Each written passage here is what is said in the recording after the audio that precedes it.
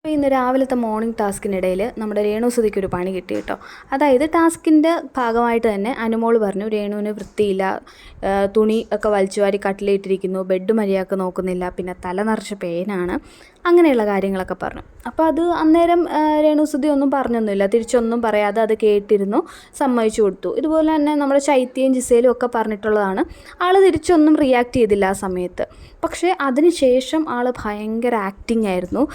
ഞാനൊരു പെണ്ണല്ലേ, എന്നെപ്പറ്റി ഇങ്ങനെ പറയാവോ, എൻ്റെ ദേഹത്തു നിന്ന് മണം വരുന്നു, അല്ലെ തലയിൽ നിന്ന് മണം വരുന്നു, ഇതൊക്കെ പറഞ്ഞിരുന്നെങ്കിൽ ഞാൻ ചിലപ്പോൾ സമ്മതിച്ചേനെ. പക്ഷേ ഇങ്ങനെ പേനാന്നൊക്കെ പറയുമ്പോൾ മറ്റുള്ളവരെന്ത് വിചാരിക്കും, അതൊക്കെ പറഞ്ഞ് ഭയങ്കരമായിട്ട് കരയുവാണ് കേട്ടോ. അതായത് നമ്മൾ നേരത്തെ അക്ബറല്ല അപ്പാനിശരത്തുമായിട്ടൊരു പ്രശ്നം ഉണ്ടായപ്പോഴത്തേന് ആൾ കിടന്ന് കരഞ്ഞില്ലേ, സെപ്റ്റി ടാങ്ക് എന്ന് വിളിച്ചെന്ന് പറഞ്ഞു. അതേ സാധനം തന്നെ ഇപ്പോഴും പറയുക. കാര്യം എന്തെന്ന് വെച്ചാൽ ആൾക്ക് പ്രത്യേകിച്ചൊരു കണ്ടൻറ്റ് അവിടെ ഇല്ല.